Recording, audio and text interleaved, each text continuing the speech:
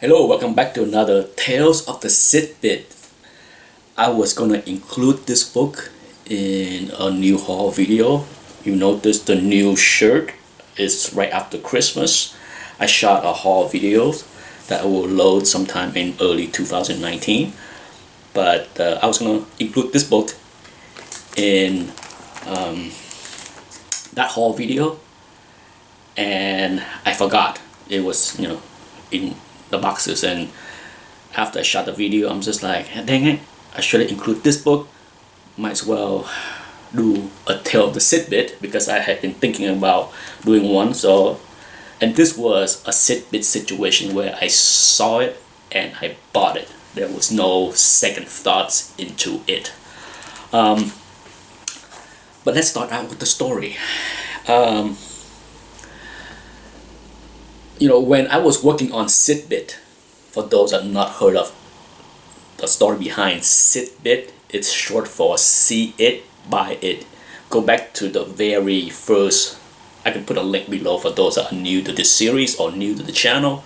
I'll put a link below to the very first episode of Tale of the SITBIT, so you can hear the backstory of that. But when I was working on Tale of the SITBIT, I had 3 other ideas that I was also working on. And this one came about in 1999 or so. Okay?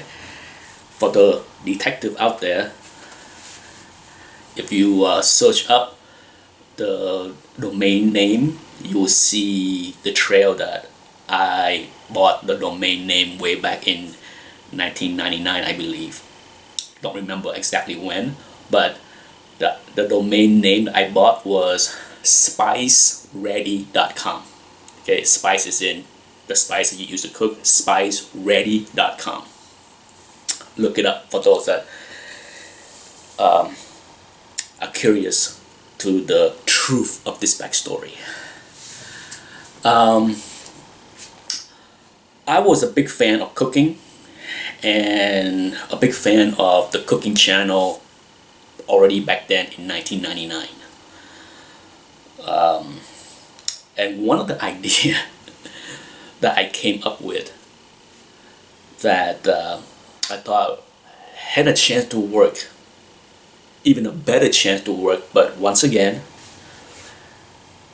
compared to many other ideas I have, I thought this one had a really good chance. But as with many ideas I had, convincing people that this is the future back in 1999, 2000 was nearly impossible. Okay, for those that are old enough to remember the dot-com mania, back then people was throwing money at the dumbest idea.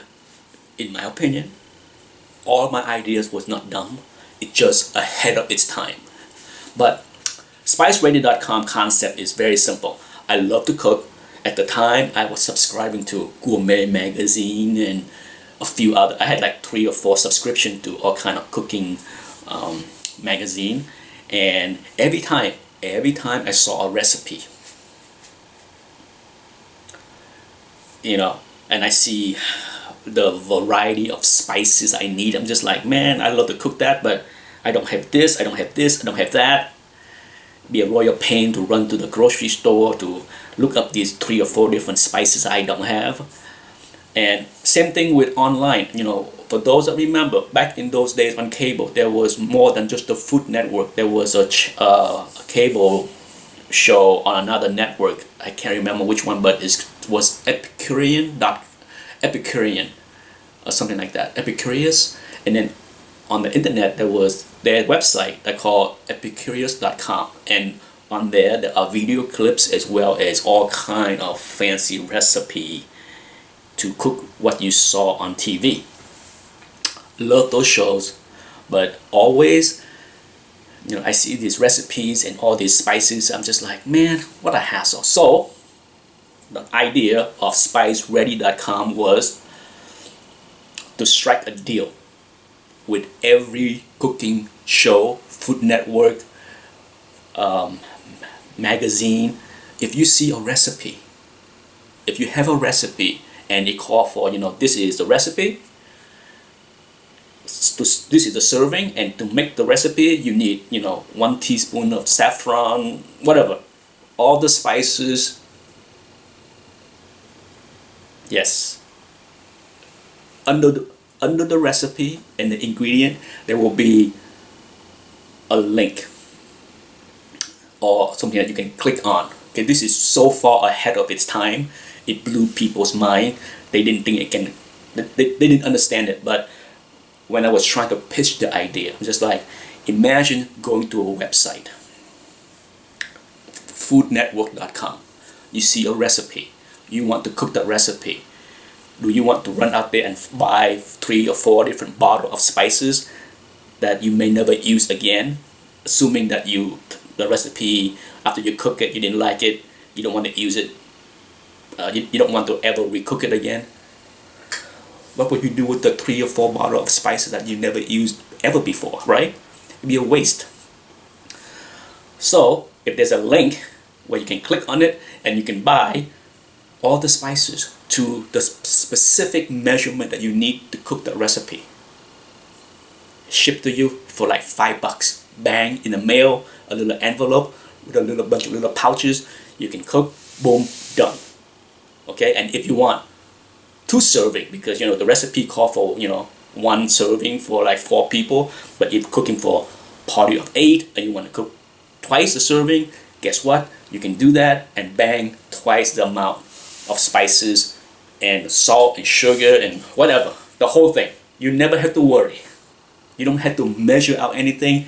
Boom, you see the recipe, boom, it's on your in the mailbox for you in 2 days for $5, $10, whatever it is. Because sure, you're looking at that and say, oh, $5 for all the spices, it will cost my company 50 cents to put that together another 50 cents to mail it to you. So the margin is decent. Now where the concept get really muddled is magazine. Okay, magazine, like how do you translate that into something that you can order? If you read a recipe from a gourmet magazine, how do you, and this ties into the same issue I had with SITBIT. SITBIT is see it, buy it now. And back then I pitched the concept that if you have some kind of code, ID code, that you can use your phone to look at it, in the future you can automatically order by using some kind of code that you can give right underneath the recipe. It's just something that just, today, if I explain that today to people, I'm pretty sure most people would get it. But back then it was like, oh my God, what are you talking about? Reading a magazine and be able to order all the ingredients automatically? It's crazy talk. And it's like $5, $10, it's not worth the money. We'd rather invest money in pets.com or something else that will fail. And in hindsight, now that we're talking 20 years later, it's hard to believe that we're talking 2019 compared to what I came up with 1999. It's mind-blowing that today, people can order the entire ingredient of a meal. For all those that are familiar with all the new services that pop up where you can order the entire meal, where they ship you all the food from like the raw ingredient to the produce and everything, so you can cook your meal. Yeah, Spice Ready was way ahead. The future I saw is happening now. Yes, good time. It was good time and frustrating time, because back in 1998, 1999, 20 years plus ago, the ideas was mushroom out of my head. Mushroom. And I was not even smoking anything funny. to came up with those ideas. Yes. Unbelievable fun time, you know, to sit there and just thought of these concepts and these ideas and to write them down on a piece of paper, write together a business plan, do a presentation, and then people just look at you like, are you insane? And the spice idea thing was almost something that, you know, I almost went ahead and said, you know, the hell with anybody funding me. Okay, I'm just gonna start it in my garage. I'm gonna buy tons of spice and start to measure them out in spoon, teaspoon, quarter, and little pouches, and then do it, you know, somehow organically, trying to grow the business that way instead of trying to strike a deal with the Food Network or the Gourmet magazine. I was close to that because I really felt that there was something there, but in the end, you know, I only have so much free time. I was working on SITBIT and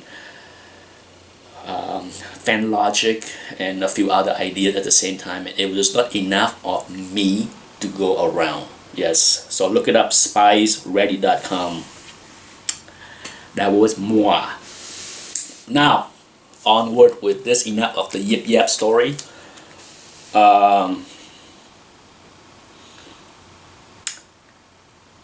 For those that know me, I am into some EC book, and there are a couple of books. This book definitely falls in the top 10, okay? One of these days when I have all of the EC book that I want from my collection, I would rank them in the order of like 1 to 10, what's my favorite, okay? But this one is in the top 10 somewhere, and it's one of those books that is hard as heck to find, okay? I've been searching after EC now for well over a year. So I know some books are really hard to find, and this is one of them. And when I saw it, it was see it, buy it. I was not going to, sure, I'm well aware of the prices. And so, you know, I'm not gonna sit here and say that I got this for cheap somewhere. I paid fair value, okay? And this could have easily been in my new series that you may have seen, Man Up, but I figure it's fit to do it in a SITBIT video since I haven't done a SITBIT video in a while, and I haven't tell the story of Spice Ready, so why not? Why not save this book for this series instead of books that I'm willing to overpay, books that I'm willing to pay a premium, books that I whatever, or book that I want to man up to, whatever, right? I don't know when I'm gonna load that series, but here you go. God, I love this. I love this cover. I'm trying to hold it. There you go. No more glare. Glare be gone. Insane drawing right there. Look at that. Yeah, decent copy. I say this is probably 5-ish. Yeah, I mean, I have seen many butcher copy, terrible looking copy I pass over, but this is one of the very first nice one that I say, yeah, come to Papa, yeah. So yeah, see it, buy it. There was no hesitation here. Pull the trigger. That's it for this video. Thanks for watching. Bye bye.